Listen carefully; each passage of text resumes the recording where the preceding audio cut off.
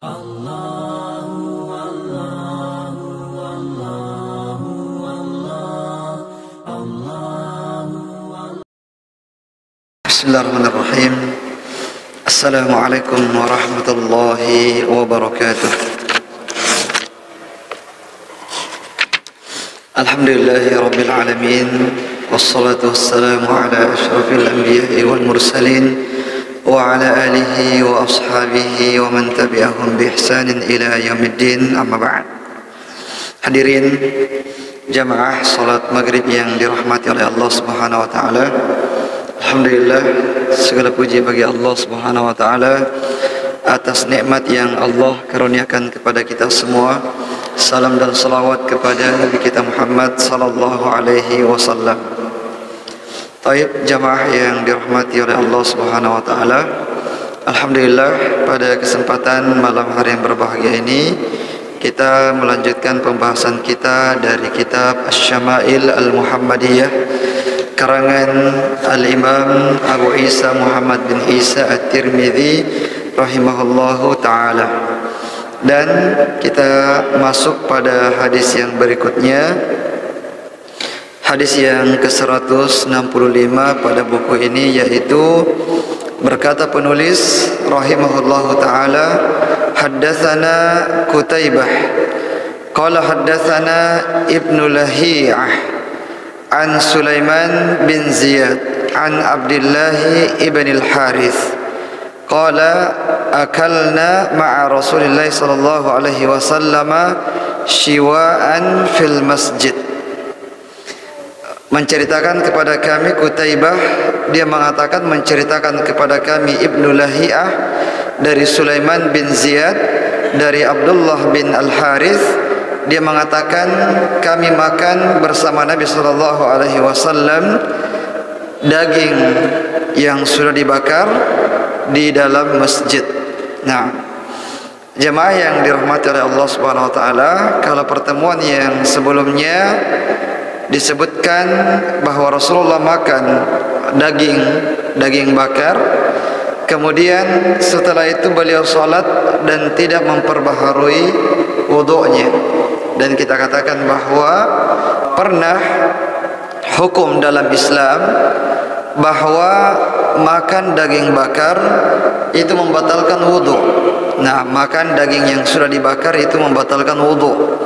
Namun hukum ini sudah dimansuh, sudah dihapus dengan hukum yang baru, bahwa makan daging yang sudah dibakar itu tidak membatalkan wudu. Begitu pula dengan makanan-makanan yang lain, dikecualikan oleh jumhur ulama bahwa daging unta yang sudah dibakar itu membatalkan wudu, ya, berbeda dengan daging-daging yang lainnya. Adapun pada hadis yang ke-165 ini, faedahnya bahwa boleh seseorang makan di dalam masjid. Nah, makan di dalam masjid bukanlah sesuatu yang makruh, apalagi sesuatu yang terlarang. Hanya saja, tentu saja, ketika kita makan dalam masjid, maka perlu untuk memperhatikan kebersihan masjid tersebut setelah digunakan untuk makan. Ya, karena sebagian menganggap, ya, sebagian masyarakat kita menganggap aneh, menganggap aib, menganggap sesuatu yang makruh makan dan minum di dalam masjid. Padahal tidak ada larangan yang menunjukkan hal tersebut. Bahkan dalam hadis ini disebutkan bahwa Rasulullah dan para sahabatnya makan di dalam masjid. Nah, kemudian hadis yang berikutnya 167, haddatsana Wasil ibnu Abdil A'la qala haddatsana Muhammad bin Fudail an Abi Hayyan At-Taimi an Abi Zur'ah an Abi Hurairah qala utiya an-nabiy sallallahu alaihi wasallam bilahmin farufiya ilaihi adh-dhira' wa kanat tu'jibuhu fanahasa minha. menceritakan kepada kami Wasil bin Abdul A'la, dia mengatakan menceritakan kepada kami Muhammad bin Fudail dari Abu Hayyan At-Taimi, dari Abu Zur'ah, dari Abu Hurairah, dia mengatakan bahwa diberikan kepada Nabi SAW daging. Naam. Kemudian disodorkan kepada beliau bagian pahanya. Nah, bagian pahanya. Dan Nabi SAW sangat suka dengan pahanya. Taib jemaah yang dirahmati oleh Allah Subhanahu Wa Taala, dalam hadis ini diterangkan, disebutkan tentang makanan yang disukai oleh Nabi SAW. Untuk masalah daging, apakah itu daging unta, daging kambing, ataupun daging sapi, bagian yang paling disukai oleh Nabi SAW adalah bagian pahanya. Nah, bagian paha yang dimaksud di sini adalah bagian paha depan. Ya, karena kalau kambing, sapi dan unta yang berkaki 4 berarti ada 4 pahanya. Tapi bagian yang disukai oleh Nabi SAW adalah paha bagian depan. Nah, paha bagian depan. Dan ini merupakan sesuatu yang sudah diketahui oleh para sahabat dan sahabiyat, sehingga ketika mereka menjamu Nabi SAW, maka yang mereka akan sodorkan kepada beliau adalah bagian pahanya sebagai bentuk takriman, pemuliaan kepada Nabi SAW. Ya, begitu pula ketika kita tahu ada teman kita yang suka dengan bagian tertentu dari hewan, maka kita menyodorkan bagian tersebut kepadanya. Nah, kemudian jemaah yang dirahmati oleh Allah Subhanahu Wa Taala, Al-Qadhi Iyad rahimahullah ta'ala menyebutkan apa alasan, ya, dia mentaklil apa alasan kenapa Rasulullah suka dengan bagian pahanya. Kata beliau, lidhira linudjiha wa sur'ati istimra'iha, karena bagian paha itu adalah bagian yang paling cepat matang.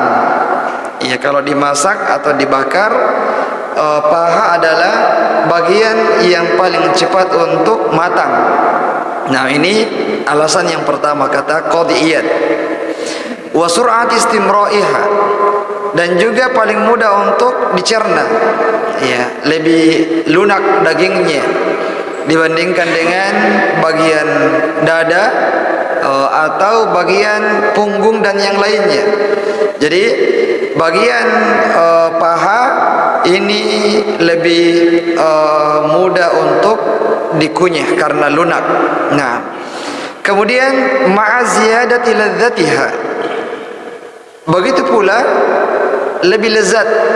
Ini menurut Nabi SAW, ya, lebih lezat dibandingkan bagian-bagian yang lainnya, lebih enak.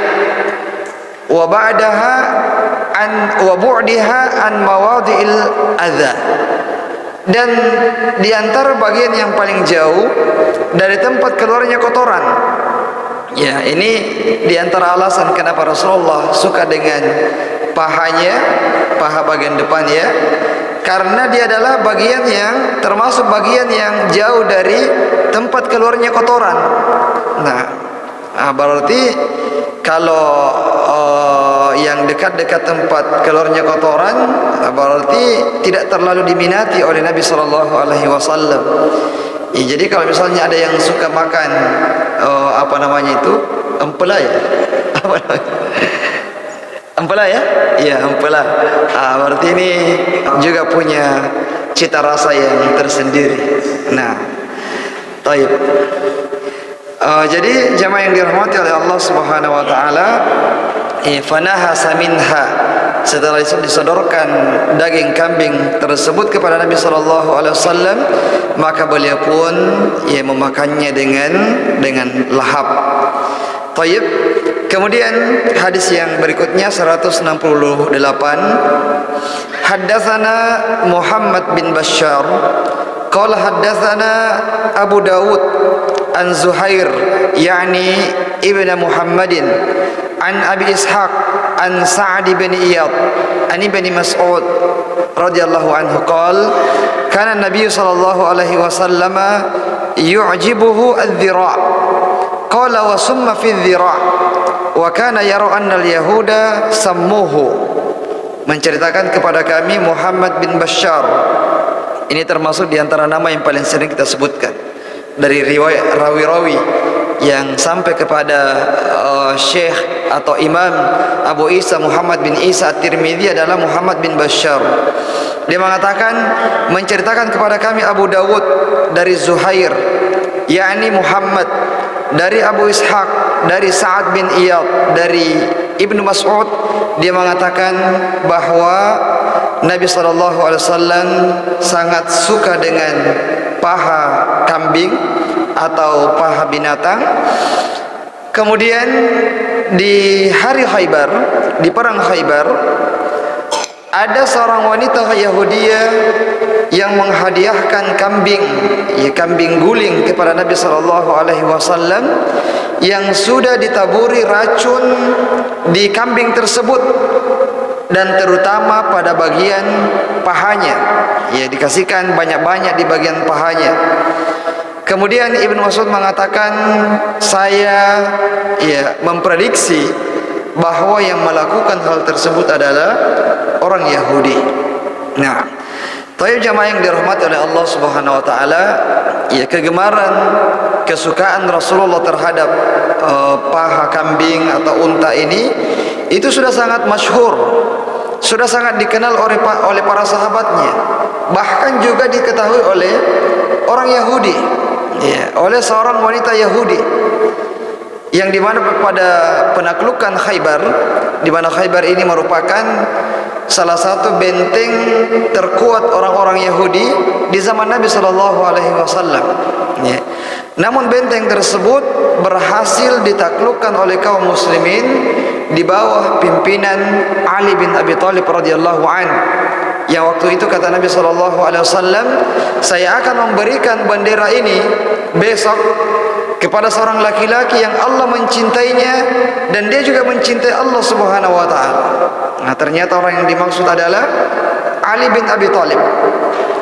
Dan setelah menaklukkan benteng Khaybar yang sangat sulit ditaklukkan tersebut karena berlapis-lapis bentengnya, kemudian ada seorang wanita Yahudiyah yang bernama Zainab bintul Harith. Ini sudah pernah kita bahas dalam Sirah Nabawiyah pada perang Khaybar.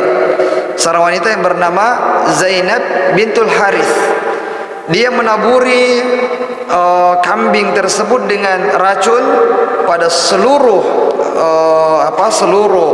dagingnya, dan pada bagian pahanya diberikan kadar yang lebih, karena dia tahu bahwa Rasulullah SAW itu suka dengan pahanya.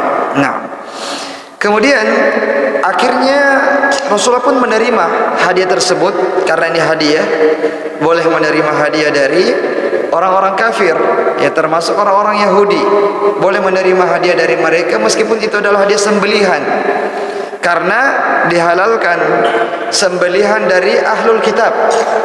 Mereka punya sembelihan, kemudian dihadiahkan kepada seorang muslim, boleh. Kenapa? Karena sembelihannya itu halal. Nah, sembelihannya itu halal. Jadi Rasulullah SAW menerima hadiah tersebut dan memanggil sahabat untuk bersama-sama beliau memakannya. Nah, kemudian Rasulullah pun mulai mengunyah daging tersebut, bagian pahanya yang langsung diambil kemudian dikunyah. Dan pada saat dikunyah, falamma nahasa minha antaqallahu dhira' fa akhbarathu bi anna fiha summan falafadha ma kana fi famihi. Kemudian Allah Subhanahu wa taala menjadikan daging tersebut berbicara. Nah, berbicara mengabarkan kepada Nabi sallallahu alaihi wasallam bahwa daging ini sudah diberikan racun, sudah ditaburi racun. Kemudian Rasulullah memuntahkan apa yang telah beliau sudah kunyah. Nah, beliau sedang kunyah, kemudian diberitahukan oleh daging tersebut, dan Allah Maha mampu untuk menjadikan segala sesuatu itu berbicara. Termasuk nanti di hari kemudian ketika lisan kita tidak lagi berbicara atau tidak lagi bersaksi, ya, tidak lagi memberikan uzur-uzur sebagaimana yang terjadi di dunia. Ketika dia bersalah, lisannya akan mencari alasan-alasan yang lain. Namun pada hari tersebut yang berbicara adalah tangan kita, yang berbicara adalah kaki kita. Kemudian lisan akan mengatakan, lima syahidtum alaina, celaka kalian, kenapa kalian bersaksi keburukan terhadap diri kita sendiri. Mereka mengatakan, qalu antaqana Allahu alladhi antaqa kulla syai', Allah yang telah menjadikan kami berbicara, yang bisa menjadikan segala sesuatu bisa berbicara. Nah, jadi daging ini yang sudah dipanggang berbicara, mengabarkan kepada Nabi sallallahu alaihi wasallam. Kemudian ya, Rasulullah memanggil wanita Yahudi tersebut, Zainab bintul Harith. Ditanya, ya, kenapa kamu melakukan hal tersebut? Dia mengatakan, kalau kamu adalah seorang raja, maka apa yang saya lakukan untuk membunuhmu itu sudah cukup untuk membalaskan dendam saya. Ya. Tapi kalau kamu seorang nabi, saya tahu bahwa pasti Allah akan menjagamu. Ya, kalau kamu seorang nabi, saya tahu dan yakin bahwa Allah pasti akan menjagamu, dan apa yang saya sodorkan ini tidak akan memberikan mudarat kepadamu. Nah, akhirnya Rasulullah pun memaafkannya.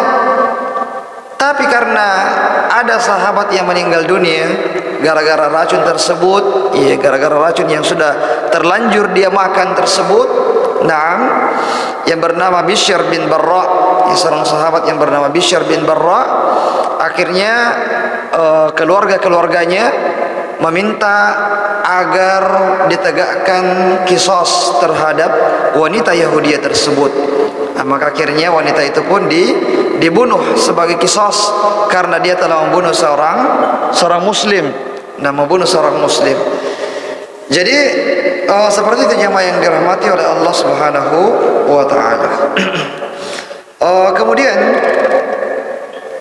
di akhir-akhir hayat Nabi sallallahu alaihi wasallam, di akhir-akhir hayat Nabi sallallahu alaihi wasallam, Rasulullah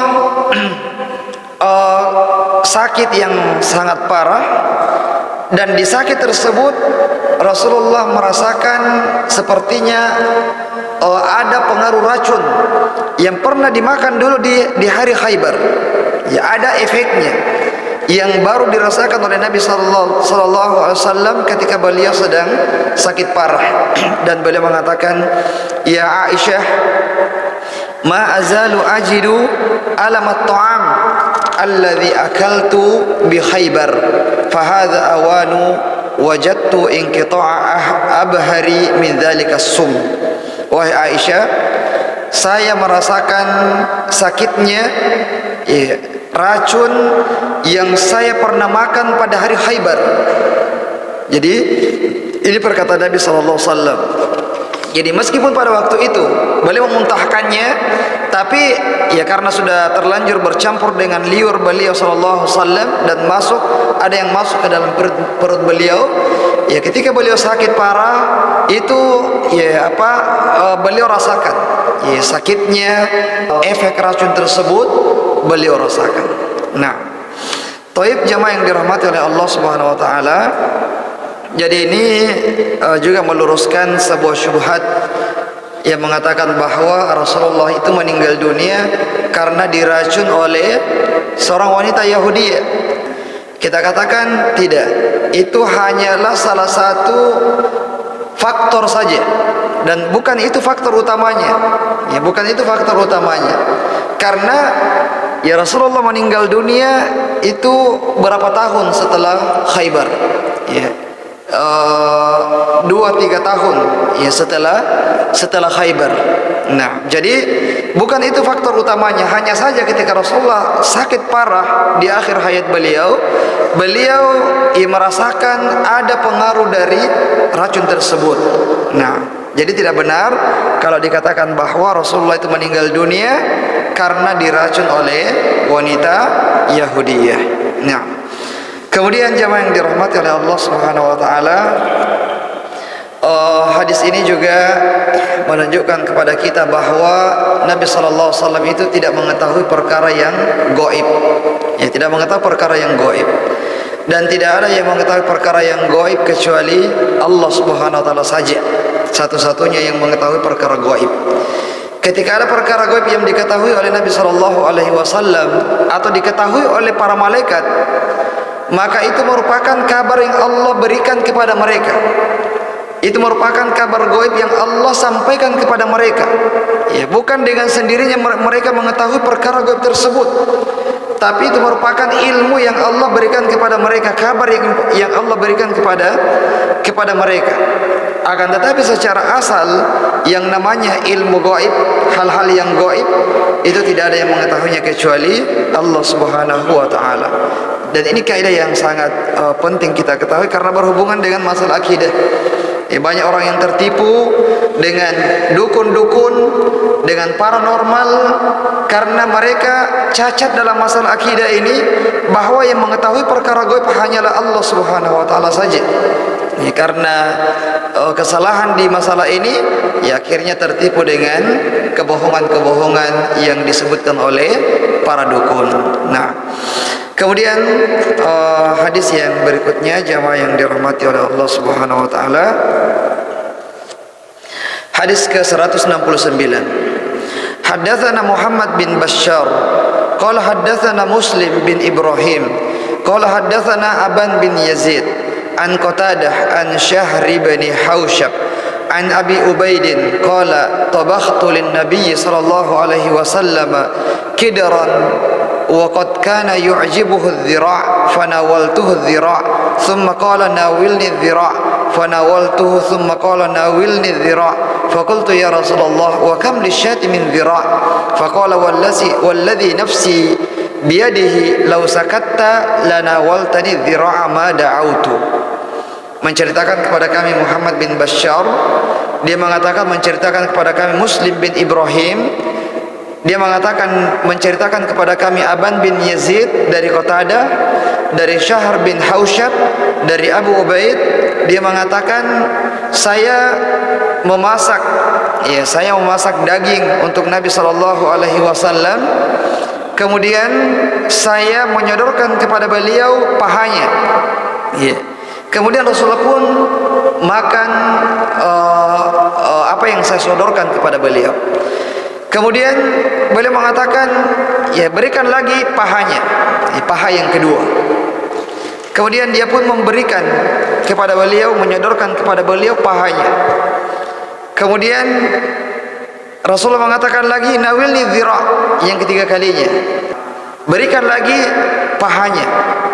Kemudian sahabat ini mengatakan, wahai Rasulullah, memangnya ada berapa pahanya kambing? Ya. Memangnya ada berapa pahanya kambing? Paha depannya ya. Ya, pasti cuma 2 saja. Dan 2 itu sudah saya sodorkan kepadamu, wahai Rasulullah. Rasul mengatakan, demi yang jiwaku berada di tangannya, kalau sekiranya kamu tidak banyak komentar, ya, tidak bertanya seperti ini dan memberikan saya apa yang saya minta, maka kamu akan senantiasa memberikan saya pahanya selama saya memintanya. Nah, baik, jamaah yang dirahmati oleh Allah Subhanahu wa taala, ini diantara kebaikan para sahabat Nabi sallallahu alaihi wasallam. Beliau kadang-kadang menjamu beliau, ya, dan juga beberapa sahabat-sahabat yang lain mengundang mereka untuk makan, ya, bersama Nabi sallallahu alaihi wasallam. Dan diantara yang sering, ya, diundang beliau makan adalah makan daging. Nah, diundang untuk makan daging. Nah, dan dalam hadis ini, ya sahabat ini sudah tahu bahwa Rasulullah suka bagian pahanya, maka yang paling pertama disodorkan kepada beliau adalah bagian pahanya. Nah, ternyata Rasulullah meminta paha yang kedua, diberikan lagi kepada beliau. Kemudian kembali Rasulullah meminta paha yang ketiga. Nah, tapi ya sahabat ini wajar ya bertanya, wajar untuk merasa aneh dengan permintaan beliau. Wahai Rasulullah, lalu emangnya berapa pahanya kambing? Ya, paha depannya pasti cuma 2. Tapi maksud Rasulullah adalah berikan saja apa yang diminta oleh Nabi SAW, dan tidak perlu untuk banyak berkomentar. Ya, karena diantara mukjizat Nabi SAW adalah memperbanyak makanan, ya terutama pada saat-saat yang sangat dibutuhkan.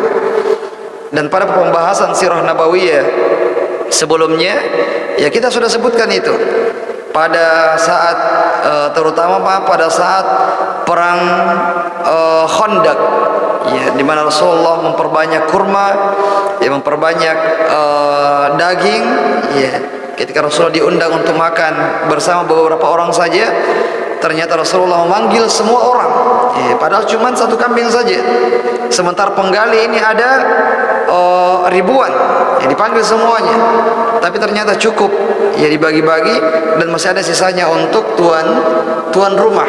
Ya, ini adalah diantara mukjizat Nabi SAW. Ya, tapi sahabat ini tentu saja sebagai manusiawi, ya kalau dia bertanya, wahai Rasulullah, bukankah kambing itu cuma ada 2 pahanya, paha bagian depannya ya? Taib. Kemudian jamaah yang dirahmati oleh Allah Subhanahu wa taala, hadis yang berikutnya, hadis yang ke-174. Nah, ya ada beberapa hadis yang kita langkahi karena mirip-mirip dengan yang sebelumnya. Hadis yang ke-174.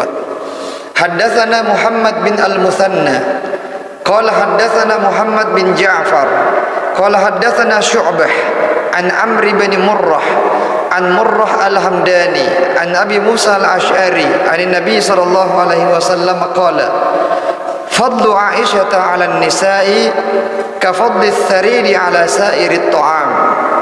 Menceritakan kepada kami Muhammad bin Muthanna, dia mengatakan menceritakan kepada kami Muhammad bin Ja'far, dia mengatakan menceritakan kepada kami Syu'bah dari Amr bin Murrah, dari Murrah Al-Hamdani, dari Abu Musa Al-Ash'ari, dari Nabi sallallahu alaihi wasallam, beliau bersabda, keutamaan Aisyah terhadap wanita-wanita yang lain adalah seperti keutamaan sarid, ya, makanan, jenis makanan yang disebut dengan sarid, terhadap semua jenis makanan. Nah, taib jamaah yang dirahmati oleh Allah Subhanahu wa taala, hadis ini menunjukkan tentang keutamaan Aisyah radhiyallahu taala anha, di mana beliau ini adalah istri yang paling dicintai oleh Nabi sallallahu alaihi wasallam, sebagaimana ketika beliau ditanya oleh seorang sahabat, ya Rasulullah, siapa orang yang paling kamu cintai? Kemudian Rasulullah mengatakan Aisyah. Sahabat ini mengatakan dari kalangan laki-laki, wahai Rasulullah. Rasulullah mengatakan abuha, bapaknya, yaitu Abu Bakar As-Siddiq radhiyallahu taala anhu.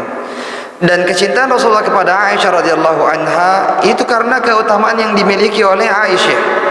Nah, dan di antara keutamaan yang paling besar dari Aisyah radhiyallahu anha adalah dia merupakan wanita yang paling banyak memberikan manfaat kepada umat ini. Ya. Dengan cara bagaimana? Dengan cara pengajaran. Ya, dengan cara pengajaran, dengan cara menyampaikan hadis-hadis. Dan dia merupakan wanita yang paling banyak meriwayatkan hadis dari Nabi sallallahu alaihi wasallam. Ya, karena orangnya cerdas. Orangnya cerdas, hafalannya kuat. Ya, istri Rasulullah pasti banyak bergaul dengan Nabi sallallahu alaihi wasallam, dia banyak mendengarkan hadis, menghafalkannya dan menyampaikannya, ya, sehingga dia menjadi wanita yang paling banyak meriwayatkan hadis dari Nabi sallallahu alaihi wasallam. Nah, sehingga ada perdebatan ya di kalangan ulama, manakah yang paling afdal antara Khadijah dengan Aisyah, karena ya sama-sama wanita yang sangat mulia dibandingkan dengan wanita-wanita yang lain, bahkan dibandingkan dengan istri-istri Nabi sallallahu alaihi wasallam yang lainnya.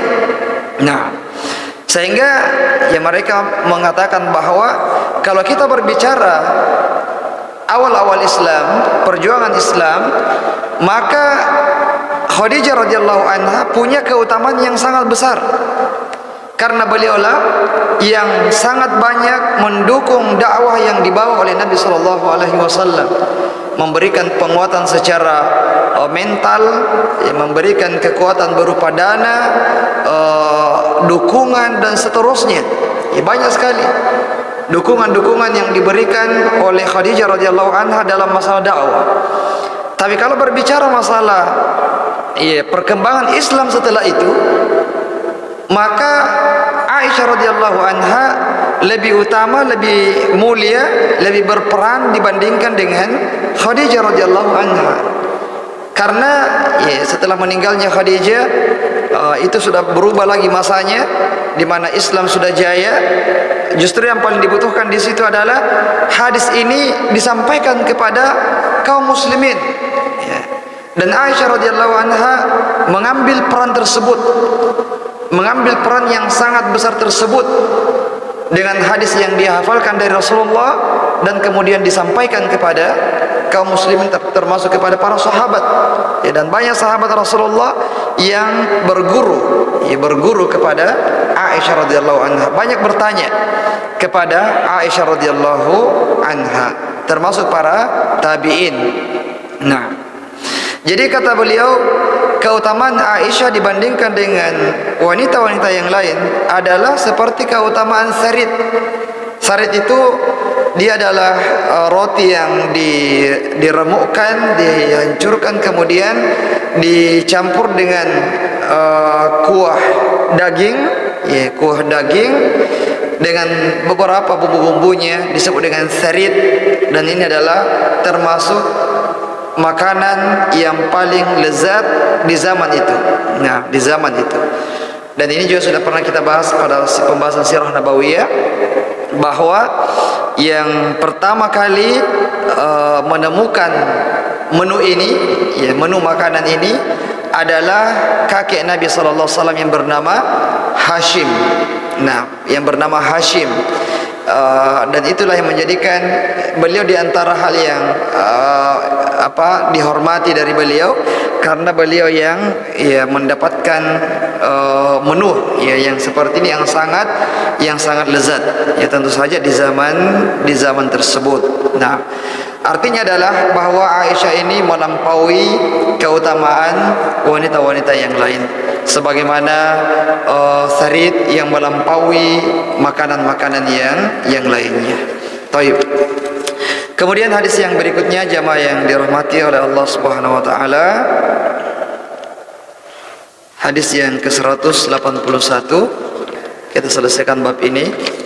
Hadis yang ke-181, haddatsana Al-Abbas bin Muhammad Ad-Duwari qala haddatsana Yunus bin Muhammad qala haddatsana Fulaih bin Sulaiman an Uthman bin Abdurrahman an Yaqub bin Abi Yaqub an Ummil Munzir qalat dakhala alayya Rasulullah sallallahu alaihi wasallam wa ma'ahu Aliyyun wa lana dawalin mu'allaqah qalat faja'ala Rasulullah sallallahu alaihi wasallam ya'kulu wa Aliyyun ma'ahu ya'kul faqala Rasulullah sallallahu alaihi wasallam li Aliyin mah ya Ali fa innaka naqihun qalat fajalasa Aliyyun wan nabiy sallallahu alaihi wasallam ya'kul qalat faja'altu lahum silaqan wa sya'iran faqala an-nabiy sallallahu alaihi wasallam li Aliyin min hadha fa ashib fa inna hadha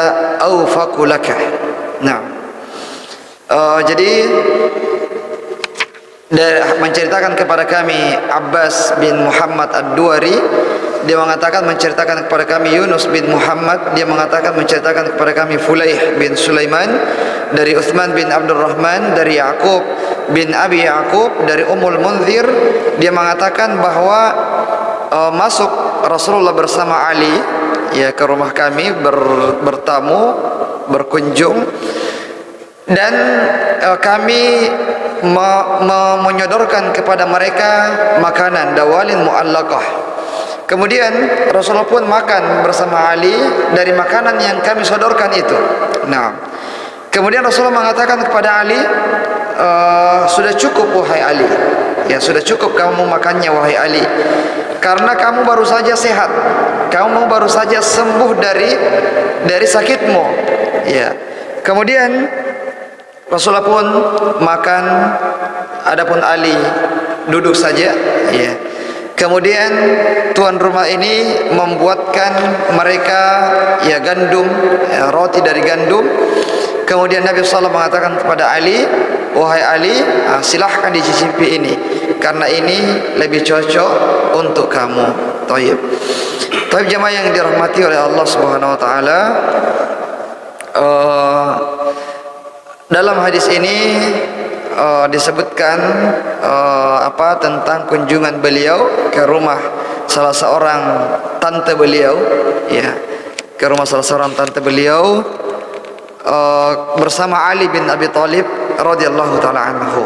Nah, sementara Ali bin Abi Thalib pada waktu itu baru saja sehat dari sakitnya, sehingga Rasulullah melarang dia untuk makan jenis makanan yang disodorkan kepada mereka pada waktu itu, makanan yang agak keras, yang agak susah dicerna oleh lambungnya, sehingga Rasulullah melarangnya. Ya, sudah cukup wahai Ali, karena kamu baru saja sembuh. Nah, akhirnya tuan rumah menyodorkan roti, ya, roti, dan Rasulullah mengatakan bahwa ini lebih cocok untuk kamu. Ini juga menunjukkan bahwa kadang-kadang ada makanan, jenis-jenis makanan tertentu yang tidak cocok untuk kita, meskipun kita menginginkannya, tapi kita berusaha untuk menahan diri kita, karena jangan sampai memberikan kemudaratan terhadap diri kita sendiri. Ya, sementara la darara wa la dirar. Janganlah kalian memberikan kemudaratan terhadap diri kalian sendiri dan kepada orang lain. Ya, kalau kita sudah tahu makanan ini adalah pantangan kita, maka kita menahan diri kita untuk tidak memakannya. Ya, karena kalau kita memakannya, sama saja kita memberikan kemudaratan terhadap diri kita sendiri.